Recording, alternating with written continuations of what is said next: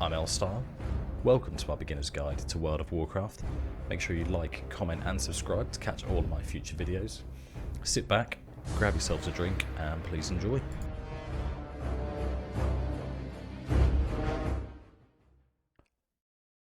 First off, you're going to need a Battle.net account.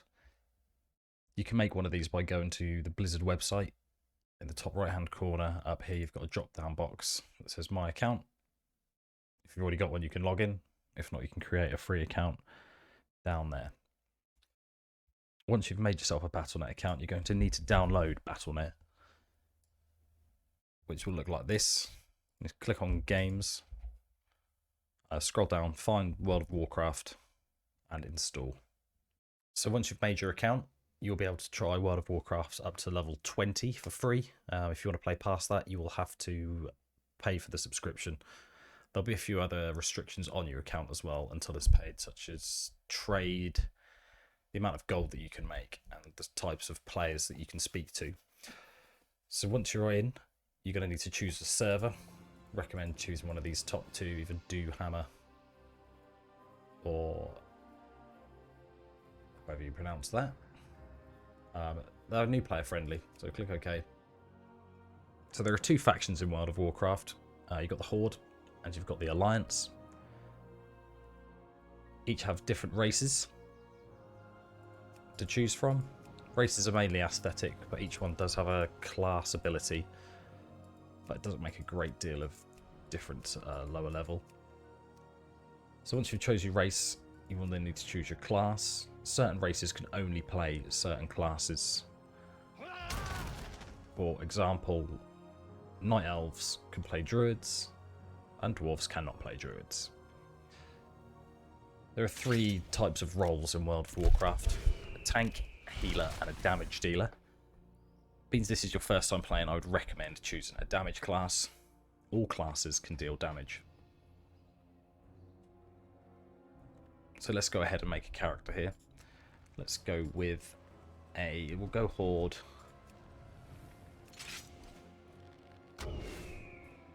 Let's go with a Goblin Hunter. So once you've chosen your race and your class, hit Customize. Choose your name. Let's go with Groggins for no particular reason. So once your character's named, it'll come up here with a little tick to say whether it's available. If it's not available, I imagine something like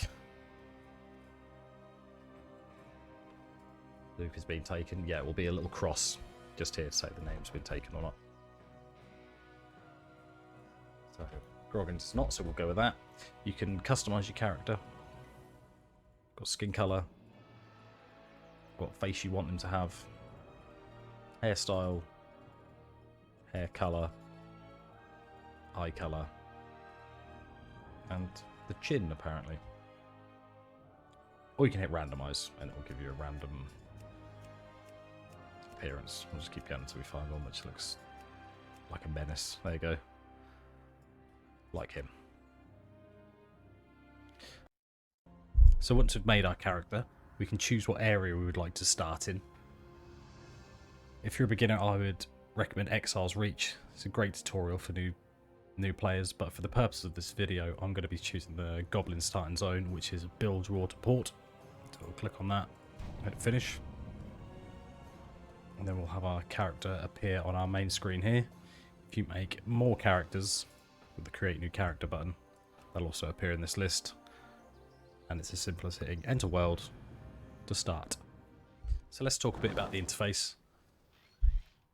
The bar across the bottom, this is your ability bar, where all of your spells and abilities will show up and be cast from. They can be cast by clicking on them, or you can press them. And it will range from number 1, 2, 3, 4, 5, 6, and so on, all the way through to 9. Across the bottom, underneath that you have your experience bar. This will fill up as you complete quests and kill enemies throughout the world. Once it gets to the top, you'll level up and you'll gain a level. To the left of this, you have the chat box. This is where you will be able to talk to other players by simply hitting the enter button and typing. And you will also be able to put various commands into it, such as sitting down, waving, and if you don't know what to say, if you don't know what to put into it, just put /help and it will come up with a list of commands that you can put in there. To the top right hand corner of the screen, we've got the mini map. This will show you a bird's eye view of the area that you're in. You can zoom in or out the map by using the plus and the minus buttons. The clock underneath it will show your server time or local time, depending on what you set it to. I've got it set to my local time, so it's currently 7 minutes past 8 here in the UK. And at the top there, it will tell you what area you are in. So down here, we have got our bags. So we can carry up to 5 bags. You only start with 1. By left clicking on the bag, you can open it, see your items inside. By left clicking on it again, you can close it. Alternatively, you can use the hotkey B to open or close the bag as well. In the top left hand corner, we have our nameplate. This shows a picture of our character. The little number in the circle to the left is our level. You have your name at the top. The green bar is how much health we have, or hit points. And underneath is our energy that it will cost to cast spells. This will vary from class to class.